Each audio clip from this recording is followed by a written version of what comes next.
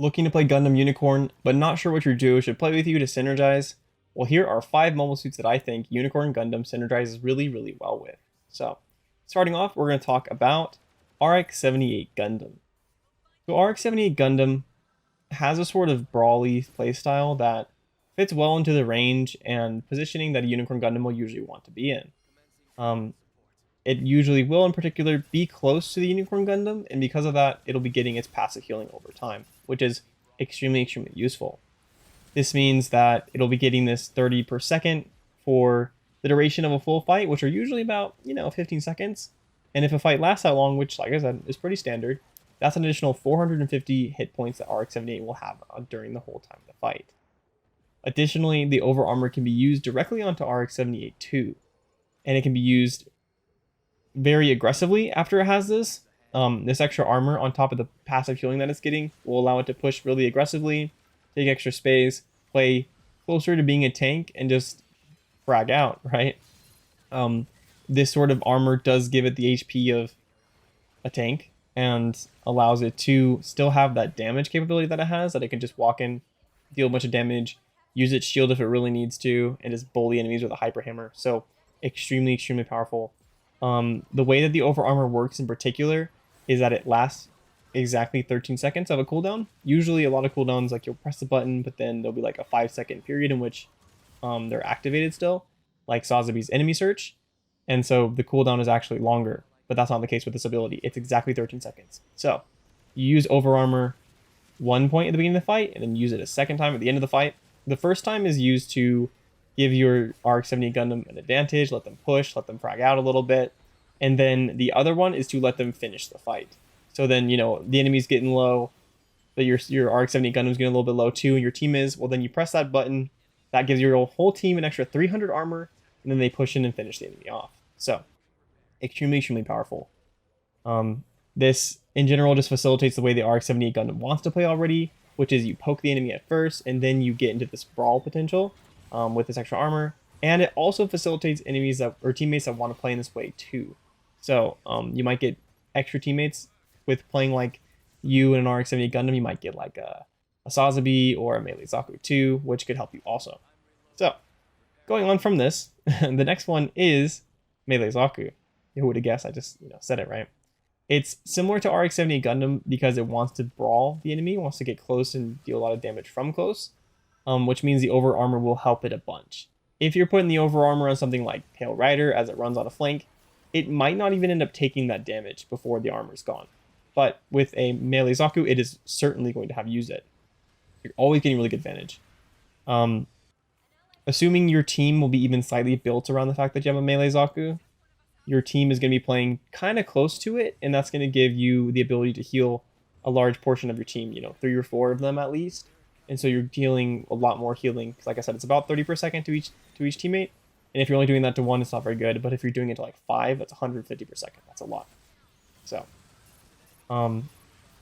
especially just the way that Unicorn Gundam works with Melee Zaku, it gives the Melee Zaku the ability to do its job, but just way, way easier. Because the more armor it has, the more space it can push into the enemy. The longer it can survive.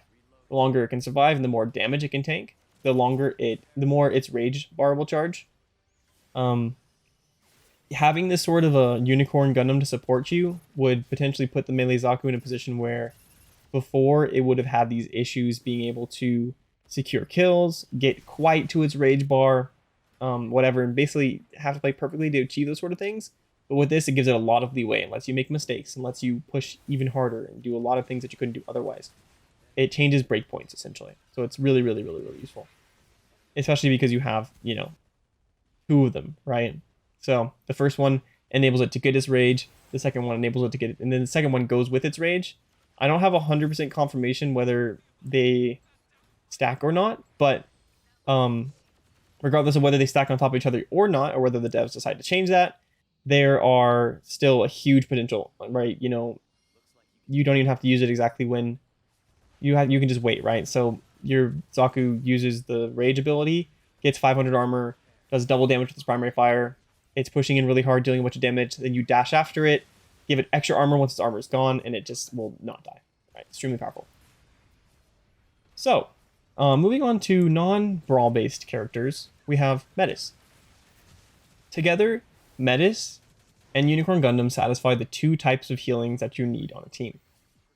Methuss is focused on healing a single target being focused down, like your Sazabi, because it heals up to like about 100 per second now, so it can sustain your Sazabi, but it can't sustain everyone on your team. It can try, but it will fail. While Unicorn Gundam can fulfill a lot of that role of healing up your team with its passive healing and with its over armor. So you don't have this sort of flaw where, let's say you're playing like a Methuss and a GM, for example, where you can only heal one person at a time, really, and the GM kind of can heal groups, but it's hard. You're going to have something like your team being punished by AoE abilities like Napalm. So Ashimar's going to throw a Napalm in, a GM's going to hit your team with its C4 detonator, and then half your team's going to be like half HP, but you can't do anything about it, right? So your team's going to lose, or will have a harder time winning. And this is what this lets you do. It lets you do both the healing to groups and the healing to individuals that really, really need it and need to be sustained. Because not every character needs to be sustained, right? Like a GM sniper standing on your team in the back, they don't need to be full HP to click on heads. But a Sazabi can't go fight with low HP because it'll die. You know, as soon as it gets stunned, even tickled by an angle, it'll die. This combination, I do have to say, can struggle a little bit against flankers like a Zaku. But if you hold, if you're having this issue and you hold on to your armor for when you get dove and then you pop it, that's 300 armor going onto your Methuss. The Methuss will have the turret to protect both of you. You can just apply your regular damage, and so you'll probably be fine. So, the last mobile suits that I have here are 2 in 1. It is the close range flankers Barb Exia and Exia. I'm not including Zaku in this because of the way that the armor works. If you were to, like, Zaku really needs to flank from the side and ideally be away from your team. The range on the armor ability isn't that far, so for you to help it, you're going to have to get out of position. For it to get closer to you to get it, it's going to have to go straight down main, which is not going to do very well. It will take more than 300 damage going straight down main. However, Zaku and Exia, or Barb Exia and Exia, both have the ability to dash in really quickly from front, deal damage, and then get out immediately. So, while it might not be the absolute ideal way to play the character all the time, it can be a solid strategy to start off with. Like, your Barb Exia decides to bully the enemy Sazabi. Well, you're always packing right before he engages. He's going in with 1300 HP, not ever going to die in that sort of a situation. And not to mention, you're also sustaining your full team. So your full team can just run straight hard down main every fight with this extra armor and the armor that you apply to your Barb Exia. So that is another option. But like I was saying, it's not going to work as well as Zaku. It can, but like I said, your Zaku's going to have to miss position, or you're going to have to miss position. Because if your options are, hey, should I stay with my team and apply armor to up to 4 people, or should I be with my Zaku and apply armor onto it? If you're staying with your Zaku only, you're not going to get a lot of value out of it.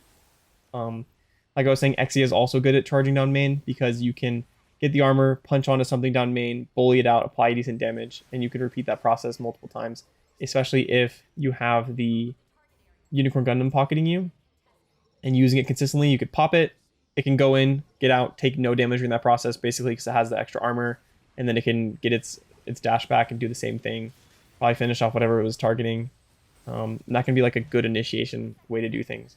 So those are the mobile suits that I would say are really good with Unicorn Gundam. They just facilitate Unicorn Gundam's playstyle, and Unicorn Gundam helps them a lot. So if you're looking to duo with someone as a Unicorn Gundam, then why don't you try these ones out and see which one fits their playstyle.